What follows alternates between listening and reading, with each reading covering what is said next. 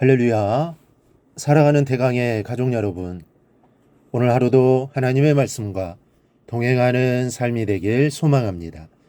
오늘 함께 나눌 하나님의 말씀은 갈라디아서 6장 10절 말씀입니다.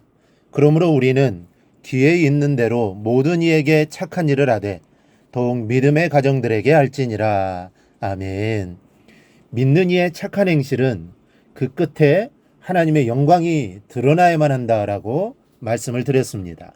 그리고 하나님은 간대 없어지고 나의 이름만 드러나는 선행은 교만이요 또 죄악이라고 말씀드렸습니다. 그런데 이런 신앙인의 선행은 하나님께서 주신 직업 전선에서 가장 잘 드러나야 합니다. 여러분, 하나님께서 내게 어떤 직업을 주셨습니까? 내 직업은 주님의 이름으로 선행을 베풀기에 적당하지 않다라고 생각해서는 안 됩니다. 하나님께서는 바로 그 자리에서 착한 행실로 하나님의 영광을 드러내기를 원하십니다. 먼저 우리는 하나님께서 기회를 주시는 대로 착한 일을 해야 합니다.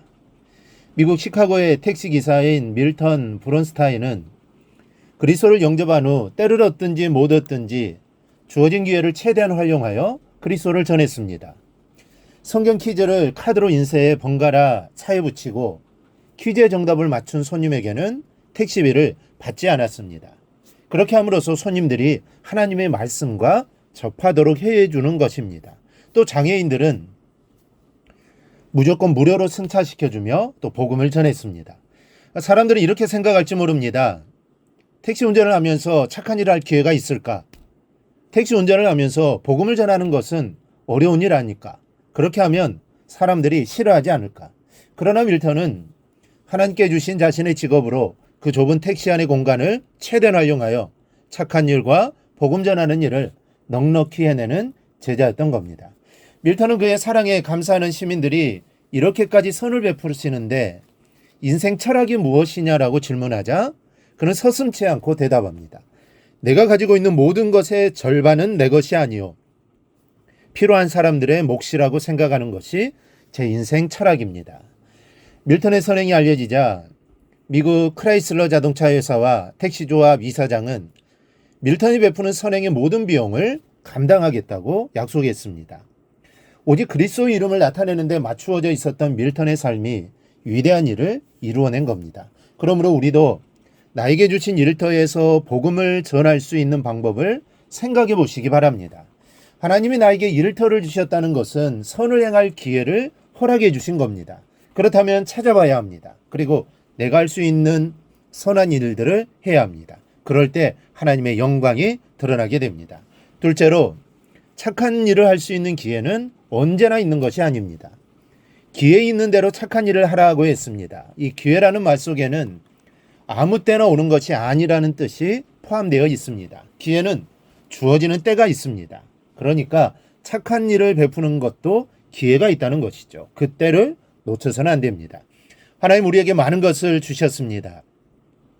성공하게 하셨고 또 물질의 복도 주시고 또 건강의 복도 주셨습니다. 하나님이 왜 주셨을까요? 하나님의 뜻이 반드시 있을 겁니다. 그러므로 하나님이 나에게 풍성하게 주셨을 때 망설이지 말고 주님의 이름으로 착한 일을 하십시오. 이것이 잘하는 것입니다. 물질 주었을 때 선한 일에 사용해야 녹슬지 않고 하나님의 더 큰 축복을 받게 됩니다. 건강도 성공도 마찬가지인 겁니다. 하나님이 주셨을 때 그리고 착한 일을 할 수 있는 기회가 있을 때 더욱더 충성하는 삶을 살아가기를 바랍니다. 셋째는 기회를 주셨을 때 인색하면 기회뿐 아니라 쥐고 있는 것까지 잃어버리게 됩니다. 일제시대의 안진삼 목사님이 평양신학교를 다닐 때 이 전도사 일을 하면서 총독부에게 정식으로 허가를 받아 수천 양육원을 설립하고 어린이와 노인들을 약 30여 명을 돌보고 있었습니다.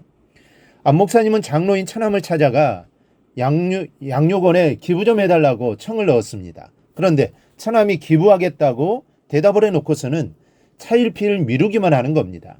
처남은 만석을 추구하는 소문난 부자였고 능력도 충분한 사람이었습니다. 그런데 그렇게 조금씩 미루다가 해방이 되었는데 재산을 공산당에게 모두 빼앗기게 되었고 추방당하고 말았습니다.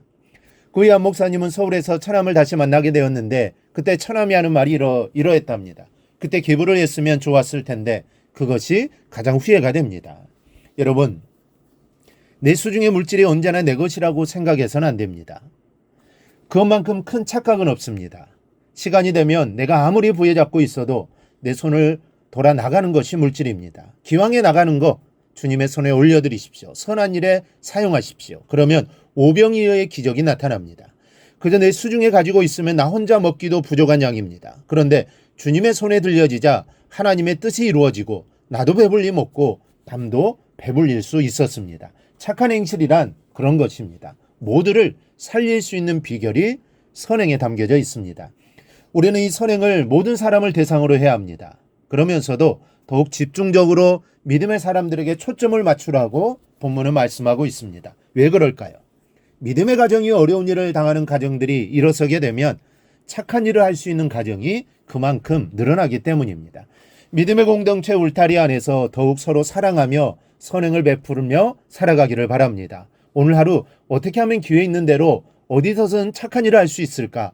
기도하는 하루가 되기를 바랍니다. 그리고 기도하는 중에 답을 찾는 시간이 되기를 바랍니다. 그리고 착한 일을 행하는 삶이 되기를 바랍니다. 그리하여 하나님께 영광 올려드리는 삶이 되기를 주님의 이름으로 축원합니다.